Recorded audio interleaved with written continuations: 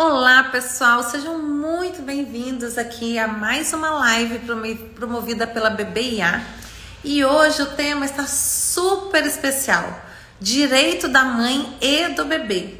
E para falar desse tema, a gente vai trazer aqui a advogada Célia. Ela vai falar tudo pra gente sobre isso e vai esclarecer as nossas principais dúvidas.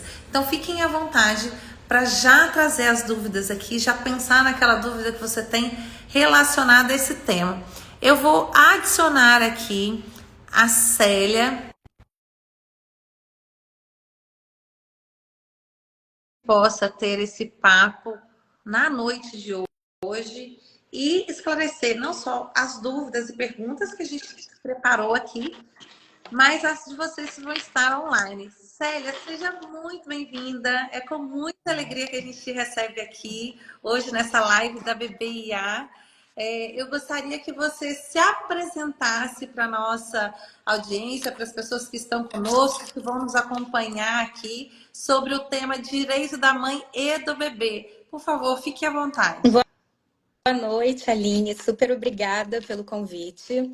Eu sou advogada especializada em direito de família e nesse tempo, né, trabalhando com as famílias e vendo essas dores, eu fundei a Legal Family, que é uma startup que facilita a vida em família.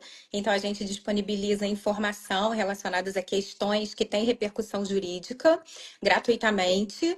A gente também disponibiliza endereços de órgãos públicos e privados e profissionais, quando nada disso é suficiente e realmente a pessoa precisa de uma orientação mais profissional, mais especializada.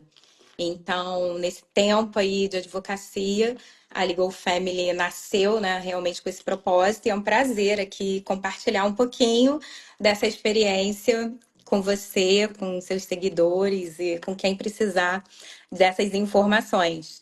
Lembrando sempre que é importante, caso surja algum problema relacionado aos temas que a gente vai falar, de uma orientação profissional específica para aquele caso.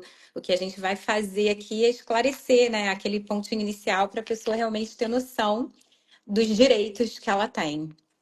Com toda certeza, Célia. Desde já é uma alegria recebê-la. A gente vai bater esse papo gostoso aqui sobre um tema tão fundamental e importante para as gestantes, para as mamães, para o bebê. Tem muitas pessoas que não têm acesso a esse tipo de informação, não têm a consciência, né, dos direitos que a mãe e o bebê têm nesse período que é tão delicado e importante, né, para a vida, seja a vida de um novo bebê, de um novo ser, o nascimento de uma família, o período de desafios que essa mãe passa, desde a gestação até o nascimento. Então, a gente vai falar desde o início até o crescimento do bebê. Espero que vocês curtam conosco. A gente já vai iniciar aqui, já trazendo algumas perguntas que a gente reservou. E a gente deixou caixinhas de pergunta aberta para o pessoal trazer as informações e a gente já vai começar. Então, Célia, eu gostaria que você começasse trazendo para nós, por favor, quais são os principais direitos da mãe, pensando tanto, né, no setor público e privado. Sim, é importante também dividir isso, porque tem direitos que são trabalhistas, então, logicamente, a minha área é o direito de família, mas fiz o máximo aqui para esclarecer tudo que é possível em todos os ramos do direito, mas a gente tem direitos relacionados à questão de paternidade, então, por exemplo, eu vou dividir aqui a resposta relacionada a questões do SUS, né, de plano de saúde e também direito de família. Começando pela minha área, que é o direito de família. Então, por exemplo, se essa grávida, né, esse filho não fez parte de um planejamento familiar, assim, de realmente depois de um casamento, ou eu desejo esse filho, me planejei, ele aconteceu de um momento de um relacionamento e não se tem ainda definido quem é o pai, então ela tem direito, isso é bem legal falar, alimentos gravídicos. Logicamente, não se pode falar que o pai é qualquer pessoa, tem que ter um vínculo, um mínimo probatório ali de que realmente houve um relacionamento, a gente chama no direito conjunção carnal, uma relação sexual, que pode ter dado origem àquele filho. Então, ela pode pedir esses alimentos gravídicos, eles abrangem o necessário para aquele feto se desenvolver de forma saudável. Então, por exemplo, se esse suposto pai tem um plano de saúde, então ele pode ajudar ali, auxiliar no que ela precisar, mas isso é uma decisão judicial, tá? Pode vir por um acordo, pode ser combinado, o pai pode achar realmente que é pai, mas se chega nesse ponto de ter um direito e de se pedir isso judicialmente, é quando tem realmente uma divergência, um conflito, e isso não está muito claro. Mas é uma possibilidade porque está resguardando realmente o direito daquele feto, né, daquele bebê se desenvolver de forma saudável. Aí, passando para os outros direitos, então a gente tem um projeto Cegonha, muito legal no SUS. Então, logicamente, tem SUS que funciona melhor em cidade do interior ou algum posto específico com essas questões de natalidade, pré-natal, para fazer esse acompanhamento. Mas o raciocínio jurídico é: nós queremos um bebê saudável que se desenvolva, né, numa pessoa livre, que tenha condições de não ser um peso para a sociedade. Então, o Estado mesmo promove direito a acompanhamento pré-natal, atendimento médico especializado, então realmente é com obstetra, para que faça esse nascituro, né? Nascer realmente com saúde e ter ali a previsão de como isso vai acontecer. Isso envolve exame gratuito, aí a gente está falando do SUS, que tem uma garantia realmente muito forte. Eu conheço gestantes que realmente tiveram esse acompanhamento no Rio de Janeiro, que é uma cidade grande, e foi muito legal, tem maternidades especializadas e o atendimento é coletivo, mas é muito bom. No setor privado, os planos de saúde devem cobrir todos os procedimentos pré-natais e parto, tem que ver a carência de cada plano. Então, assim, a gente tem que lembrar que tudo que é um serviço privado, né, tem as suas regras, que não podem ferir a da Agência Nacional de Saúde, nem o que está na legislação, mas pode prever um período de carência, idade, né? Se vai ter quarto coletivo, se vai ser individual. Então, tem que realmente verificar o que cada plano fala. E trabalhista, a gente tem estabilidade no emprego, desde a gente vai falar bastante sobre isso, que é um tema bem recorrente, mas só para abrir a live, né? Tem direito à estabilidade desde a confirmação da gravidez até 5 meses após o parto. E o que eu vi, Aline, pesquisando aqui, é que depois a gente pode fazer uma cartilha e disponibilizar todas essas informações legais e jurídicas, tanto na Legal Family quanto na BB AI. Me explica aí o nome certo. IA. E Isso, tem, e tem mais um detalhe, que é uma construção nova. Mamães que tiveram câncer e queiram congelar os seus óvulos, a gente tem decisões do STJ sobre isso. Então, não vou me apanhar aqui na legislação, mas a gente também tem um projeto de lei. Mas como eu acho legal a gente fazer depois um apanhado legislativo sem juridiquês, né? Explicando, tal direito tem isso, a base legal é isso. Ajuda tanto o advogado quanto a pessoa que está passando por esse momento, que tem interesse no tema, mas é bom saber. Já temos decisões do STJ e o projeto de lei que a deputada Jandira Fegali propôs incluir também nessa possibilidade de congelamento de óvulo gestantes, né, mães que desejam gestar, mas que têm endometriose. Então, isso é bem legal. Pelo SUS, né, logicamente, e planos de saúde. Então, a gente tem decisões também de plano de saúde. E o SUS, que eu pesquisei, ele não dá o tratamento todo gratuito, porque os remédios são muito ah, caros, mas eles ajudam, então, em alguns postos. Pode ser que tenha os remédios, alguém faça doação, tenha alguma coisa, mas eles orientam e ajudam nesse custeio também. Então, é bom saber. muito bom. Nossa, quanta informação legal e bacana, né? Muito legal, Célia. Seguindo aqui nossas dúvidas, a partir de qual momento a gestante tem direito de afastamento do trabalho? Por qual razão, assim, né? Tem um tempo previsto e quanto tempo dura esse afastamento perante ali, né, a nossa legislação?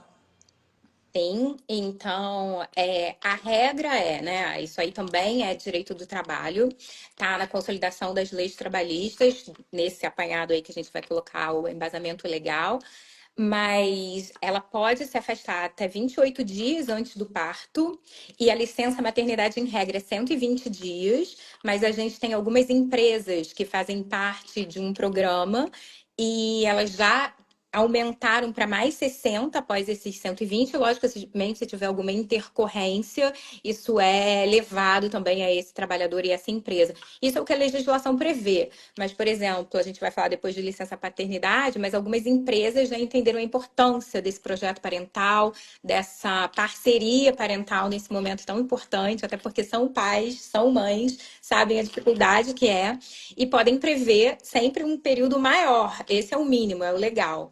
Então, voltando aqui até 28 dias antes do parto, se necessário, e 120 dias é a regra, mas pode ter mais 60 por essas empresas que aderiram a um projeto que a gente vai falar também mais para frente.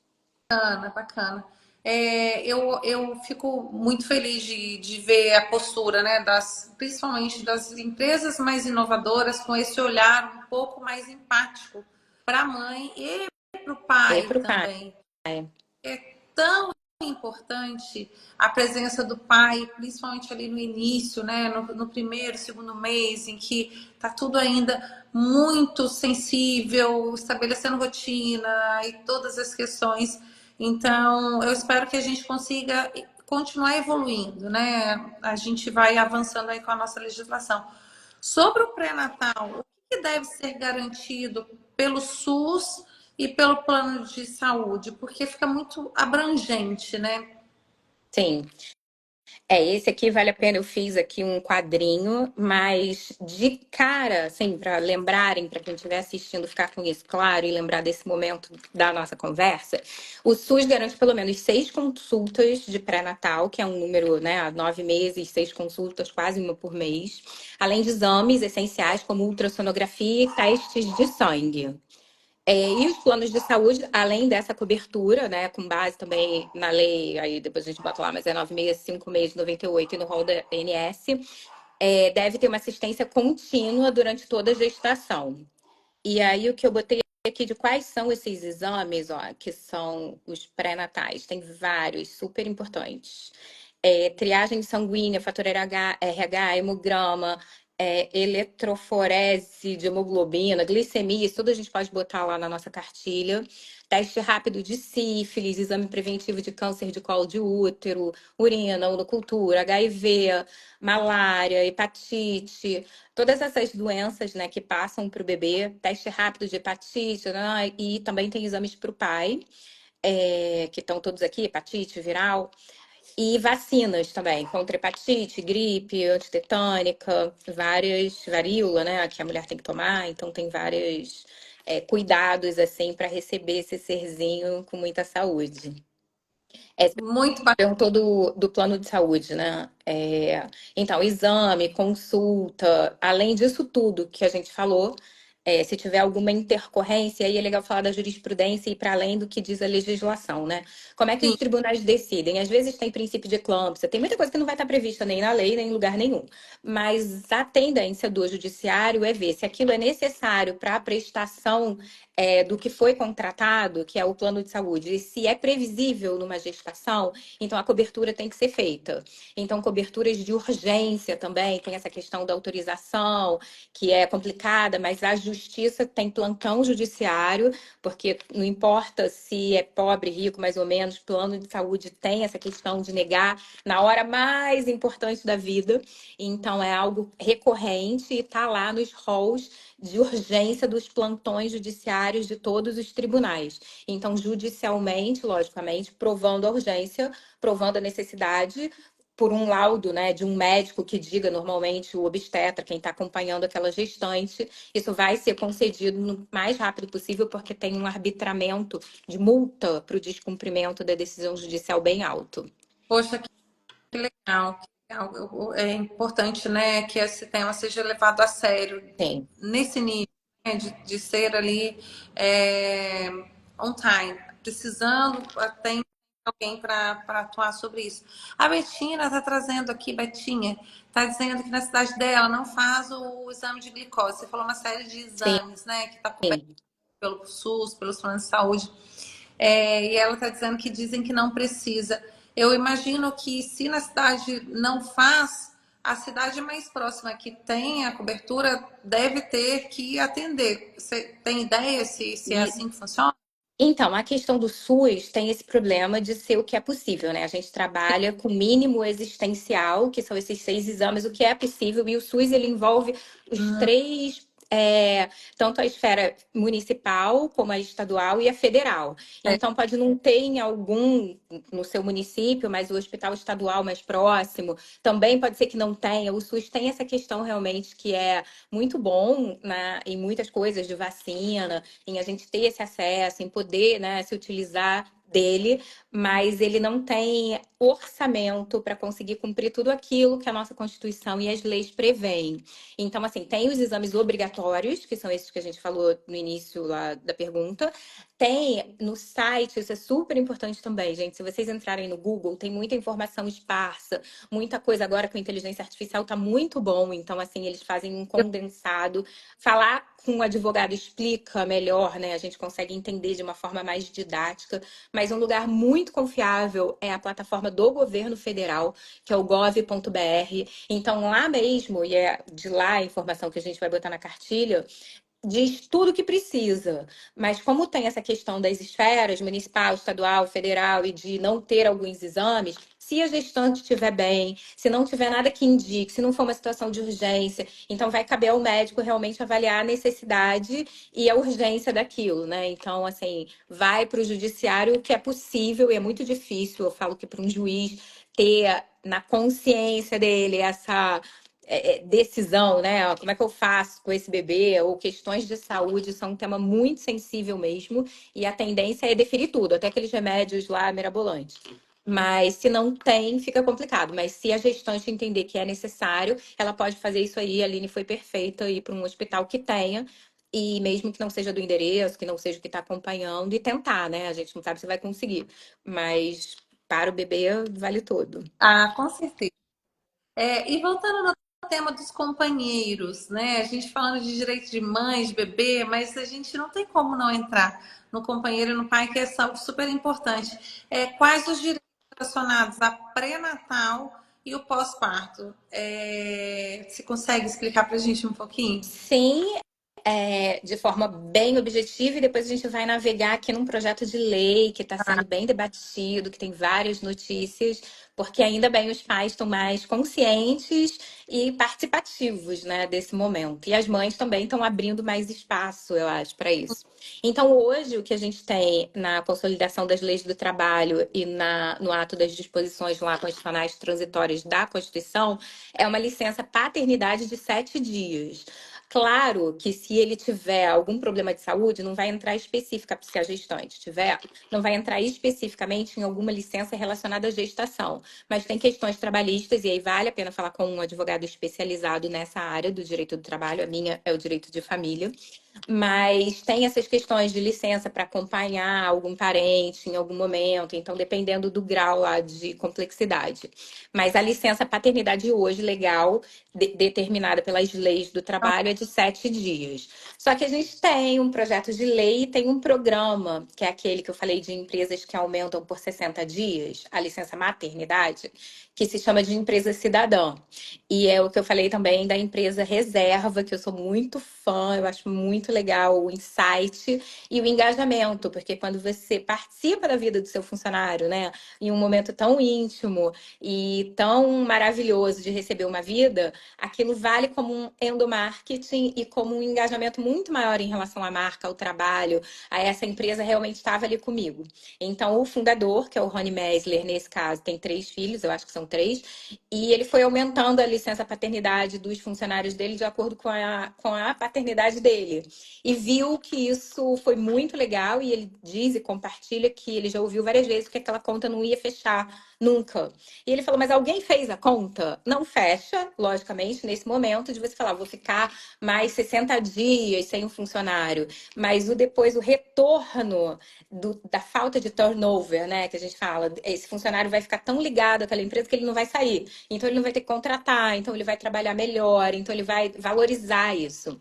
E com base nisso, a gente tem um projeto de lei, que a gente vai dar o número também, tá aqui na minha frente, mas deixo isso para cartilha, que prevê essa possibilidade de uma licença paternidade que está sendo discutida, né, por 15 dias, que já é previsto nesse projeto da empresa cidadã, O Rony dá, eu acho que 60 mesmo, e a previsão é que seja essa, e a ideia inicial é que se equiparasse aos 120 dias da licença maternidade.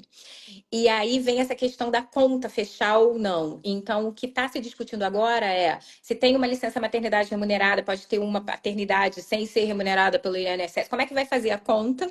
E estão prevendo uma progressão para que ela comece, pelo menos aumentando, já que não dá para botar logo 120 dias, vamos tentar 15, depois aumenta para 30, depois para 40. Então, é isso que está se discutindo sobre essa questão aí de licença paternidade.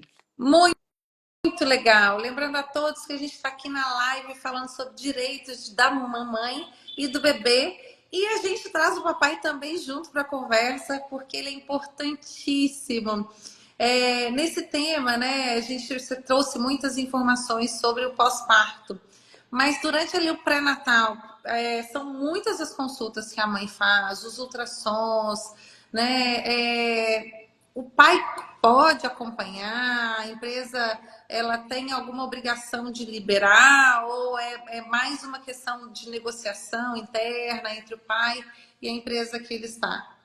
É mais uma questão de negociação interna entre a empresa, mas o que que a gente tem, né? No momento do parto, no dia do parto, a gestante tem direito ao acompanhante, acho que a gente até vai falar mais sobre isso mais pra frente, mas não necessariamente é o pai, porque muitas vezes é mãe solo, tem vários arranjos familiares, ou são duas mães, ou trisal, ou qualquer coisa assim, mas ela tem direito a um acompanhante antes, durante, depois. Então, ela é que vai decidir, o direito é da mulher, então, ainda que ela seja casada e no momento ela queira outra pessoa, é a gestante quem define isso, e isso tem previsão legal.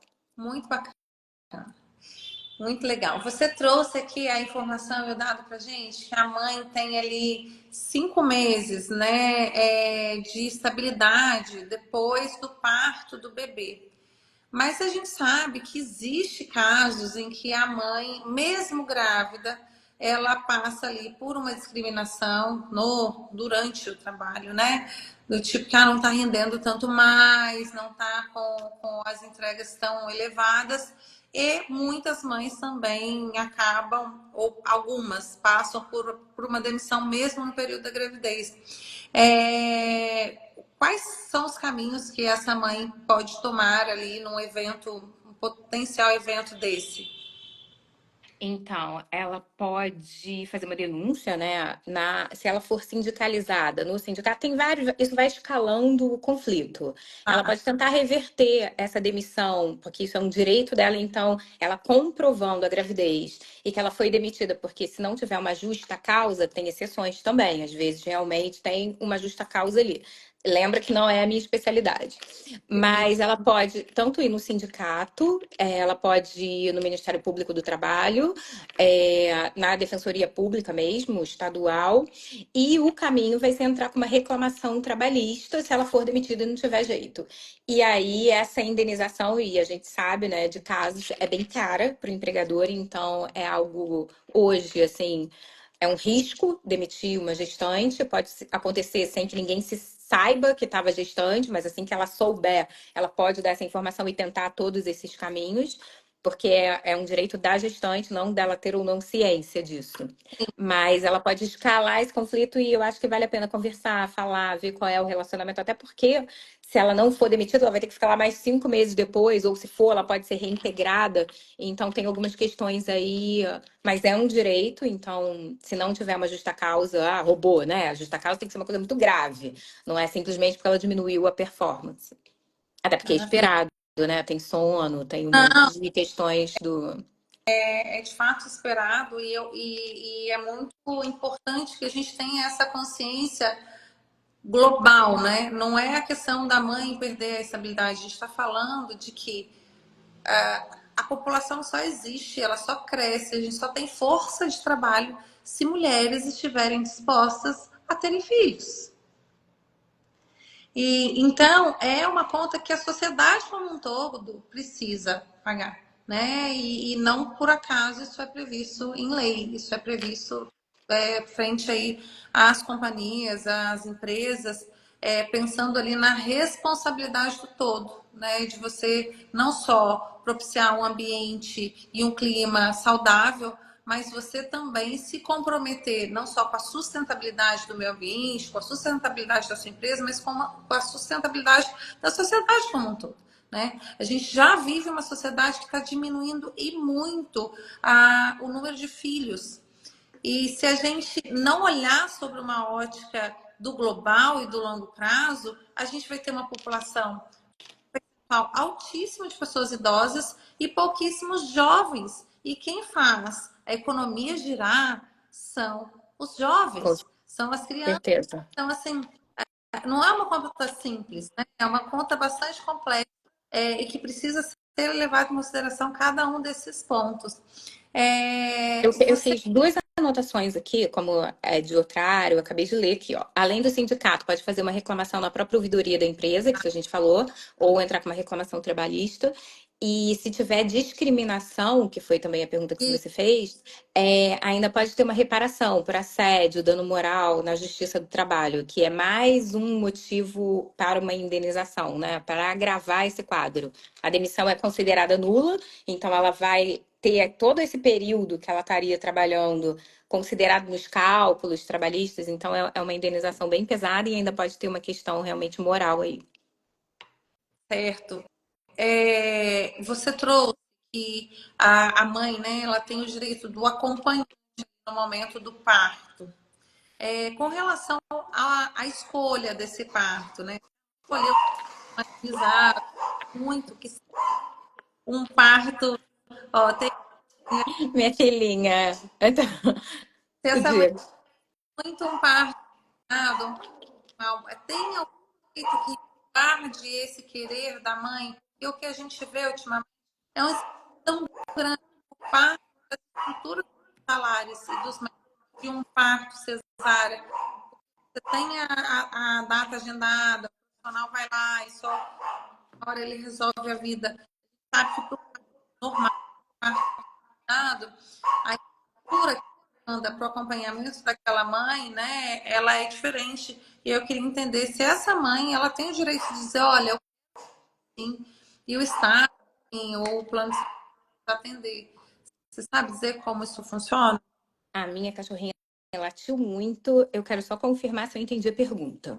Bom, Você está falando do parto, de um parto e humanizado e como que ela pode realmente efetivar isso junto ao plano de saúde? ela tem direito dessa escolha. Não, não quero cesárea, eu quero meu parto natural ou um parto mais humanizado. Ah, perfeito. Então, se não tiver nada que indique uma cesariana, porque às vezes tem. Então, aí é que tá. A obrigação do médico, isso é uma questão bem importante da gente falar, dependendo da especialidade, então, se a gente está falando de uma questão estética, é de resultado. Então, assim, se você contratou, ele tem que ser muito sincero e falar: olha, Célia, você não vai ficar com a cara de alguém que você deseja, admira e gosta muito, porque o seu biotipo é assim, você é assim. O máximo que eu consigo chegar é aqui. Então, eu tenho aquela informação, essa obrigação é de resultado, eu tenho que ficar melhor, eu não posso ficar pior. Então, uma cirurgia estética, um procedimento estético, onde a gente não está falando de saúde, de vida, ele tem um entendimento diferente relacionado às obrigações. Quando a gente está falando de parto, de obstetrícia, eu conheço também advogados dessa área, a gente está falando de obrigação de meio. Então, assim, o médico, ele tem a autonomia, de acordo com o conhecimento dele, com as condições que ele verifica no momento da parturiente, de como está evoluindo aquele parto, para tomar decisões. Antes do parto, isso é conversado. Então, a gente escuta muito isso, principalmente entre famosos, né? Eu me preparei para um parto humanizado e chegou no momento, não foi assim. Por quê? Tinha um cordão umbilical, estava correndo risco o bebê. Tinham exames realmente que comprovavam que aquilo não seria possível. Então, assim, não é uma escolha do médico. Ele pode fazer tudo e chegar na hora pela vida do bebê, mas sempre, lógico, informando a gestante, aos acompanhantes, a quem está ali naquela posição de confiança para ter o menor dano possível. Porque, por exemplo, se insiste num trabalho de parto muito longo, pode ter um risco ao apigar, né, a respiração, nascer com uma paralisia cerebral, ter um dano realmente. Então, isso Assim, em tese, se nada indicar que vai ser a cesariana, tá tudo perfeito para ter aquele parto humanizado, é possível, então não tem problema, desde que também a gestante esteja sendo acompanhada por um médico especializado nisso, que esteja tudo bem para esse momento. Então, sempre pensando na segurança do bebê, principalmente judicialmente, né? Depois, de quem vai ser essa responsabilidade de ter insistido em alguma coisa. Mas aí a gente tem que ter o princípio da informação, ele tem todo mundo ali tem que estar muito bem informado e da transparência, né? Também, temos essa informação, a comunicação tem que ser muito boa, pensando que é um momento de muita emoção, é tudo muito rápido, acontecem coisas imprevistas. Total. Eu vejo ultimamente muitas mães procurando doulas, principalmente as mães que querem ali e que fazem questão de um parto mais natural, né? Um parto normal. E aí eu vejo muitas mães procurando profissionais que possam estar presentes para, num eventual tentativa de cesárea, essa pessoa advogar ali a favor, né? Da mãe. Eu percebo esse movimento, assim, sabe? De muitas mães fazendo isso. E aí, talvez essa pessoa seria a acompanhante de direito ali na hora que vai, de alguma forma, advogar. E também entender, o bebê está correndo risco de vida, a mãe está correndo risco de vida, porque assim, não dá transformar uma gravidez saudável, um parto que pode vir a acontecer, num parto de alto risco, colocando mãe e filho em risco por causa de um desejo de ser natural, de ser normal. Então, é uma coisa que é uma decisão ou algo que precisa ser tomado com muita delicadeza, né? Com muito cuidado, né, Célia? Sim, com certeza. E também escuto de muitos obstetras, médicos, sobre essa questão, que, assim, quanto mais perto de um hospital, ainda que vocês opte, se prepare, eu tenho toda a estrutura na minha casa, eu prefiro fazer lá, a gente sabe de vários famosos, Fernanda Lima, mas assim, esteja perto de um hospital, porque qualquer problema, ninguém está ali nesse super risco. Para todos, até para doula também, porque isso é uma questão séria de responsabilidade civil. Se dá tudo certo, maravilha, tá todo mundo feliz. Mas se dá alguma coisa errada, que arrependimento, né? De não estar perto de um Nossa, hospital. Sim, então, assim, é uma decisão muito importante, que tem que ser muito consciente, bem orientada, e realmente respeitar a biologia, né? De cada um, respeitar a saúde, o momento de cada um, mais do que o desejo, eu acho, assim. justo, concordo 100%. Eu acho que todo trauma de toda mãe é ter o bebê e, obviamente, a mãe fica ali numa situação extremamente vulnerável. E por algum motivo esse bebê ser perdido ou trocado, a gente vê tantos casos, né, Sim. disso acontecer. Existe algo, né, de direito da mãe que pode resguardar isso, dela não querer ser afastada do bebê, não querer que esse bebê fique longe, que ele fique coladinho nela durante o tempo todo?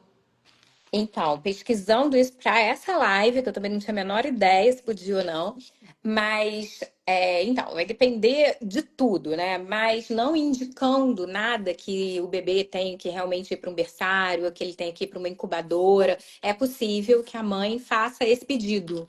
Mas como são questões. Então, vamos lá, vamos pensar num parto ótimo, o bebê tá ótimo e a mãe quer ficar mais com ele. Ótimo para todo mundo. E ela tem um acompanhante ali, então não tem nenhum risco, não tem nada que coloque ali essa vontade à prova ou que diga que aquilo não é aconselhável.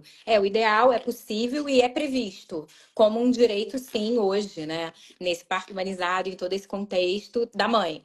Agora, é melhor, antes de qualquer coisa, assistindo essa live aqui, combinar tudo isso com o hospital, com o médico, antes. Olha, quando meu bebê nascer, estando tudo bem com ele, eu quero que ele fique do meu lado, porque imagina o nível de carga emocional nesse momento, pós-parto. Então, é tanta coisa e a mãe tá tão esgotada que ela não vai nem lembrar se ela quer ou não ficar. E tem aquela fotinho, tem aquele momento. Então, assim, pais, acompanhantes. Lembrem disso, é tanta coisa para lembrar, né? Tanta, essa é mais uma. Mas é muito importante saber como aquele hospital funciona, para onde vai. Ou se não puder, por algum motivo, vai ter que ir para incubadora. Ah, então o acompanhante pode ir, posso ver? Porque são medos realmente que é a exceção, mas acontece, né? São previsíveis e evitáveis. Então é muito importante, sim. Evitar, quanto mais menos problema e preocupação nesse momento, e o quanto puder prevenir e evitar, melhor para todo mundo. É muito bacana. Sobre os direitos do bebê, Célia, bebê nasceu, tá tudo bem, foi para casa.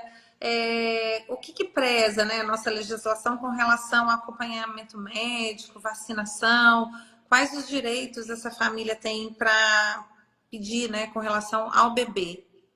Isso é muito bonitinho, porque tem o teste do pezinho, tem vários testes e a vacinação. Então eu coloquei eles aqui, acho que eu botei até mais pra cima, mas é muito fofo, né? E quais as doenças que esses testes evitam? Então, assim, são, ó, teste do pezinho, teste do olhinho, pra gente não ficar aqui falando de cada um, mas é super importante, relevante. Mas nasceu no Brasil, ele pode realizar gratuitamente tudo isso na própria maternidade. Aí, nessa tabela que a gente vai fazer é, sim, aí a gente vai colocar lá o período, porque tem uns que é bem recém-nascido e uns até 2 dias, 3 dias, e a mesma coisa com o calendário de vacinação. Mas para lembrarem, né? Teste do pezinho, teste do olhinho, teste da orelhinha, para ver surdez, para ver se tá tudo bem ali com os reflexos, teste do coraçãozinho. E a vacinação, que tem ali um calendário que a gente também tem nesse site do gov.br, lindo, uma tabela lá maravilhosa com tudo que é gratuito pelo SUS. E aí, as vacinas, a mesma coisa. Então, é super importante, papais, mamães, que isso seja cumprido, né? Muito bacana. E lembrando, para quem é cliente da BBIA, a gente manda as notificações de quais vacinas são importantes, de acordo com a data, o mês que seu bebê está. Então, assim, além de esclarecer dúvidas e ser uma assistente virtual para qualquer hora do dia ou da noite, a BBIA também te lembra de datas importantes, que são as datas alimentação, marcos de desenvolvimento do bebê, o que você pode esperar para aquele mês.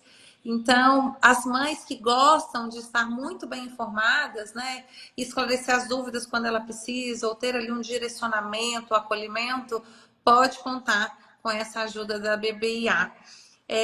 Seguindo aqui para as nossas perguntas, o que eu queria saber, a gente falou sobre a separação, né, na hora do parto, então é Uhum. importante a mãe falar e esclarecer o que ela precisa. A gente falou também dos direitos das mães que estão ali, né, ou no setor público ou no setor privado. E aquelas mamães que são empreendedoras, que são MEIs, que são autônomas, elas têm algum direito? Como é que funciona para esse pessoal? Então, desde que contribua para a Previdência Social, e aí vale também fazer um planejamento previdenciário com um advogado especializado para saber como isso vai se dar, porque tem uma carência. Então, fazendo tudo certo, o benefício é pago por 120 dias e deve ser solicitado junto ao INSS. E aí, essa mamãe tem direito ao salário maternidade, que vale não só para filiação biológica, né, para adotiva também. Então, isso é bem legal. E aí, eu botei aqui uma observação, né? Que o salário maternidade desse empregado empreendedor individual tem que ser requerido diretamente no INSS, que cabe a concessão apenas a um dos adotantes, no caso da adoção sendo conjunta, é um direito que vai tanto para a paternidade biológica quanto para a adotiva, mas se um casal resolve adotar, então esse salário maternidade, se forem duas mães, né, é só para um. E havendo mais de uma criança no mesmo processo de adoção, também só um benefício que vai ser concedido do salário maternidade, porque a gente tem essa limitação, né, de verba pública e do SUS. A duração desse benefício é 120 dias, no caso de parto ou adoção. e de guarda judicial também para fins de adoção, quando é recém-nascido e ainda não está finalizado o processo, que precisa de cuidado, precisa da presença. Então, não pode esperar a burocracia de um processo de adoção para que aquele pai tenha direito àquele cuidado, né, e aquele tempo com o filho. E aí, ó, é super interessante. 120 dias no caso de natimorto, que é realmente um trauma, né? Você passar 9 meses esperando aquele serzinho e ter algum problema no parto. E 14 dias no caso de aborto espontâneo, ou com risco de vida para a mãe. Aborto espontâneo ou aborto legal, né? Esses previstos em lei decorrente de estupro. Então, assim, é importante saber. E quem que pode utilizar esse serviço? É microempreendedor individual, pessoa desempregada, desde que mantenha a qualidade segurado. Então, eu não tenho emprego nenhum. Ou, sei lá, sou bem casada, mas contribuo para o INSS. Você tem direito. Empregada doméstica, empregada que adota, contribuinte individual, empregado doméstico, trabalhador avulso, segurado facultativo e casos de falecimento de segurada empregada que gere direito a complemento lá, o cônjuge vivo. Então, assim, alguém morreu, contribui, e o cônjuge vivo é que pode pleitear. E as carências também a gente põe na cartilha, que tem um monte aqui de questão. Quem é isento, quem não é, quantos meses de contribuição, como é que se dá. Mas é legal, e essa observação é porque não é só a gestante física, né? Então tem essa questão de adoção, de qualquer intercorrência. Então é legal pensar nisso e ver que o nosso legislador também pensou, né? E sabe o quanto esse momento é o ideal, é que ele seja maravilhoso. Exato. Mas aqui a gente, nem sempre as coisas correm de uma maneira maravilhosa, né? E é importante a gente ter informação é, bem, né, orientada para tomar as melhores decisões frente a qualquer uma das situações. Lembrando, pessoal, que a gente está aqui nessa live do tema de direito da mamãe. Eu estou aqui com a Célia, essa profissional ímpar e que eu tenho uma grande admiração, está aqui trazendo todas as informações e esclarecimentos para nós. A gente coletou várias perguntas, né, dentro do nosso Instagram e a gente está caminhando já para o final da live. Então, quem ainda está aqui, quem tem alguma dúvida, fica à vontade para fazer, mas eu vou fazer mais ou menos uma ou duas perguntas e aí a gente vai seguindo pro encerramento. Lembrando que essa live que a gente faz também é uma live um pouquinho mais rápida, feito aos pais e mamães que estão com bebês em casa, né, que não ficam muito tempo, não tem muito tempo, né, para ficar atento em outro lugar que não no bebê.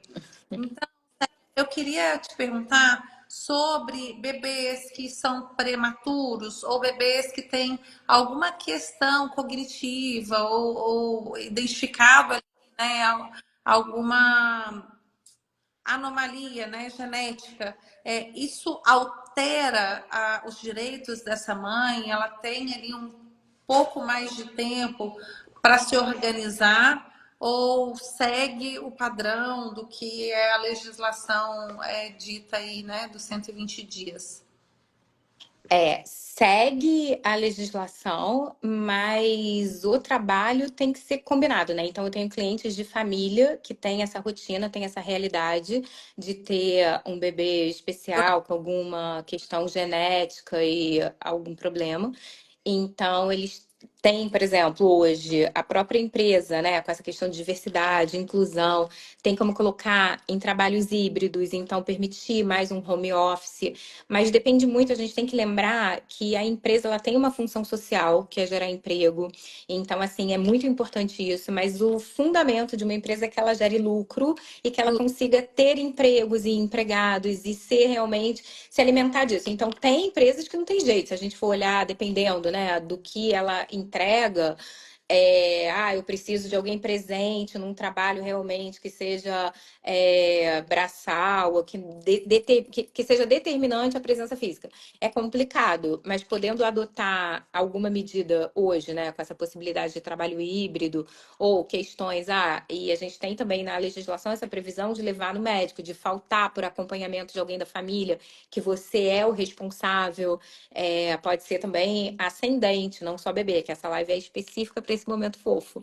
Mas sendo seu filho, então isso é conversado ali de acordo com as suas funções e organizado.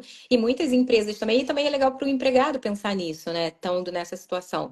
Em que a produtividade independe disso, de quando a gente tem uma entrega, e se ela estiver bem feita, o que você faz na sua vida realmente é uma outra questão, desde que a gente atinja o que foi combinado, a meta ou o que é o trabalho lá a ser entregue. Mas a gente tem que pensar que a lei, ela é genérica, abstrata e ela é para todos. Então, se ela começar a pensar nas exceções, fica difícil. Então, pode falar. Se ficar pensando nas exceções, ela não funciona, ela deixa de ser exequível, né? Sim, Então, os casos de exceção, eles precisam ser julgados como exceção, pontualmente, né? sim. Pelas autoridades ali, né? Que são responsáveis. Seguindo aqui para a nossa última pergunta. A gente sempre, eu acho que todas as mulheres, elas planejam e fazem o melhor para que tudo aconteça bem, tudo seja lindo, tenha um parto maravilhoso, mas caso venha acontecer algum imprevisto, alguma negligência, alguma falha de atendimento, quais são as suas orientações, Célia, para essa família do que fazer numa situação dessa, né? Em que ela precisa ali acionar ou buscar algum direito para resguardar mesmo a saúde do bebê ou da mãe frente a uma possível negligência ou falha. São casos muito sensíveis. Antes de me especializar na área de família, eu trabalhei no escritório que fazia isso, trabalhava com erro médico, e eu via o quanto os médicos eram corporativistas nesse sentido, porque no momento do parto, todos, né, principalmente normais, são uma emergência. Então, ali o médico tem muita autonomia nesse caso específico, teve a criança nasceu por um fórceps e teve um problema no braço, mas o resto estava perfeito. E a gente provou que mil coisas ali, e o que que eu percebi, e aí vem essa questão do judiciário. O que que as vítimas desse tipo de situação devem fazer? Procurar alguma ONG ou alguma comunidade de pessoas de erro médico, tem vários e de vários tipos de erro médico, porque elas já estão mais acostumadas a saber como a jurisprudência está se posicionando naquele determinado caso e naquele determinado momento. Isso oscila muito. Então, a gente tem momentos assim de muito corporativismo médico. É muito difícil você ter um médico, um perito que dê um laudo numa situação dessas de parto, exceto se for uma coisa muito absurda, mas assim, não sendo muito delicado e todo mundo está muito emocionalmente mexido, e essas associações especializadas em erro médico têm advogados especializados e também tem profissionais de saúde que podem também ajudar nessa questão emocional e também indicar, né, adequadamente a terapia adequada para aquele pai, para aquela criança. No meu caso, era um problema motor da cliente. Então, ela teve todo o amparo em relação a isso. E aí vem a boa notícia: demora muito um processo judicial, as indenizações não são altas, mas isso é realmente preventivo. A gente falou aqui que a obrigação é de meio, então não é de resultado, é diferente de um erro médico para um procedimento estético.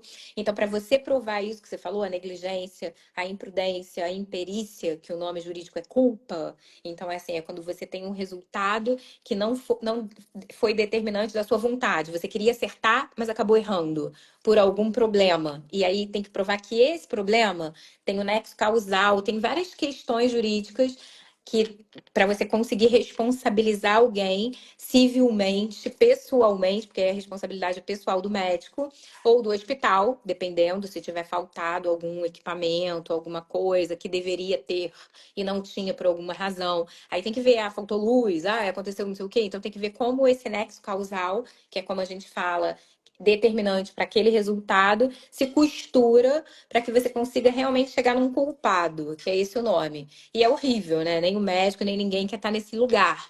Mas sim, tem essa possibilidade, tem que observar isso tudo.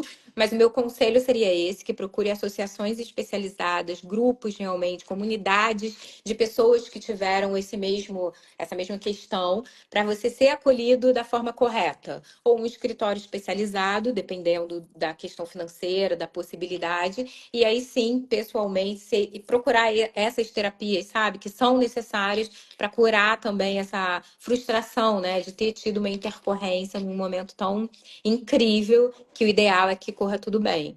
Então, assim, dependendo do caso, se for alguma coisa além da culpa, violência obstétrica, alguma coisa assim, tem o Ministério Público, a Defensoria Pública, órgãos realmente do Conselho Regional de Medicina. Então, dependendo do problema, tem já, né, ainda bem hoje, portas adequadas para se bater lá e se ter a assistência necessária. Muito bom contar com esse vasto conhecimento que você tem, Célia. Obrigada mesmo. Eu gostaria de encerrar essa live com você trazendo algumas dicas. De que você daria de dicas para mamães que estão com bebês e tal, para que possam resguardar o direito dela, do bebê, da família, nesse momento aí da chegada de um recém-nascido em casa. O ideal é que tenha um planejamento familiar, né? Então, como advogada de família, eu olho todo. Então, não só em relação aos custos desse bebê e da educação e de tudo que vem aí, mas do cuidado, que é um momento que a gente está. Então, assim, muitas mulheres, né, em alguma fase da vida, decidem aquele projeto parental e não conversam sobre isso com o companheiro, com o parceiro ou com a rede de apoio, que pode ser quem for, mas para não sobrecarregar ninguém. Então, falar sobre essas questões é muito importante. Se puder falar também sobre as questões financeiras, sobre a rede de apoio, sobre o cuidado e também em relação aos hospitais e ao médico, como vai ser esse parto, e coisas previsíveis, gente, porque é previsível. A gente quer que seja humanizado, a gente quer que seja normal, a gente quer que seja assim. Mas e se não for? Ah, se não for, vamos falar sobre isso. Eu gostaria que fosse assim, que fosse no hospital tal, que eu quero ter anestesia, eu não quero coisas assim que na hora não é um momento de se decidir nada e que deve ser pensado antes, verbalizado antes, ainda que para o acompanhante. E aí a gente evita muito problema. Ah, se tiver tal questão, né? A gente falou, escolhe, fica perto de um hospital. E eu acabei de ver aqui uma informação super relevante que a gente vai botar na cartilha. Então tem muita coisa que a gente não falou aqui, jurídica, de legislação, mas que é importante saber que desde esse primeiro atendimento no SUS é um direito da gestante saber qual vai ser a maternidade, ela pode escolher. Então, assim, faz uma pesquisa. Ah, é SUS ou é particular? Onde eu quero ir? Qual o período que vai nascer o bebê? Então, é calor? Tem ar-condicionado? Tem tal coisa? É quarto privativo? Não é? Se preparar para esse momento com a sua realidade, de acordo com ela, que a gente vê no Rio de Janeiro, então acredito que em São Paulo também seja assim. Tem excelentes maternidades públicas, tem médicos ali, até porque são hospitais de conceito, né? Então, as pessoas estão aprendendo ali. Serão médicos particulares que precisam passar por isso, por essa residência. Então, é importante isso, e esse planejamento, em todos os sentidos, vai fazer toda a diferença na vida, na chegada do bebê. Uma outra, para a gente que é empreendedora, né? Eu escuto muito a Cristina Junqueira, que tem 3 filhos, está indo para o quarto. Então, ela fala que as horas do sono, que é um tema maravilhoso aqui do portal da Aline, podem ser combinadas. Então, já que se sabe que vai ter uma privação do sono, que o bebê vai precisar acordar, vai chorar, vai precisar. Ah, então eu acordo de tal horas a tal horas, você acorda de tal horas a tal horas, e aí todo mundo dorme em algum momento, não às 8 horas necessárias, mas não prejudica nem sobrecarrega ninguém. Então, assim, a minha dica é essa: o projeto é familiar, seja família homoafetiva, seja família tradicional, seja o que for, filho solo, ou FIV, ou seja lá. Planeje, tenha consciência da sua vida, da sua situação e faça o melhor possível, que aí é o ideal, né? O bebê já vem assim, numa tranquilidade, que é o esperado e o desejado. Com certeza, Célia, a gente vem conversando aqui toda semana, né? A gente traz um profissional e essa é uma das dicas que a gente mais recebe. Planejamento, né? Informação. Quanto mais informação de qualidade, planejamento as famílias tiverem, menores são as intercorrências ou as situações que você vai ter que ali, né, tratar depois. Muito bacana. Célia, obrigada pela sua presença. A gente está chegando ao final da live. Eu gostaria que você trouxesse aqui para as pessoas que nos acompanharam ou que vão assistir essa live depois, um pouquinho do seu trabalho, onde as pessoas te encontram, caso elas precisem, né, de alguma assistência, algum profissional na área jurídica, de família, como é que eles fazem para fazer contato com você? Por favor. Ah, obrigada. Aqui no Instagram a gente tem uma conta Legal Family Brasil. A gente está no LinkedIn também, no Facebook e num site legalfamily.com.br. Então lá sejam muito bem-vindos. A gente aceita também sugestões, dicas. Tem um botzinho lá que vocês podem falar e mandar sugestões. Estamos super à disposição para facilitar a vida em família, né? Com certeza.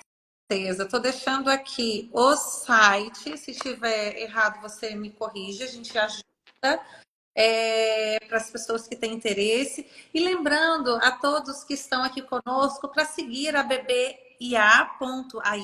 Nós somos uma empresa de inteligência artificial que chega no mercado para facilitar a vida das famílias, levando informação de qualidade com a BBIA, que é essa inteligência artificial de acolhimento, de direcionamento e esclarecimento de dúvidas do dia a dia, na madrugada, a qualquer hora do dia ou da noite. Ela vai estar aí por vocês para trazer informação séria, informações curadas, né, pela nossa doutora, que é pediatra, a doutora Sabrina Rocha.